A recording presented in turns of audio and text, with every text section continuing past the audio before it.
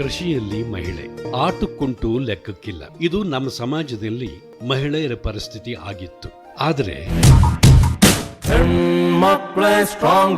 ಇವತ್ತಿನ ನಮ್ಮ ರೈತ ಮಹಿಳಾ ಸೆಲೆಬ್ರಿಟಿ ತನ್ನ ನಿಜವಾದ ಶಕ್ತಿಯನ್ನು ನಮ್ಮ ರಾಜ್ಯಕ್ಕೆ ತೋರಿಸ್ಕೊಟ್ಟಿದ್ದಾರೆ. ಶೂನ್ಯ ತ್ಯಾಜ್ಯ ಪರಿಕಲ್ಪನೆ ಅಂದರೆ ಝೀರೋ ವೇಸ್ಟ್ ಮ್ಯಾನೇಜ್ಮೆಂಟ್ ಅಂತ ಕಾನ್ಸೆಪ್ಟಲ್ಲಿ ಫುಲ್ ಕಂಪ್ಲೀಟಾಗಿ ವರ್ಕ್ ಮಾಡ್ತಾರೆ.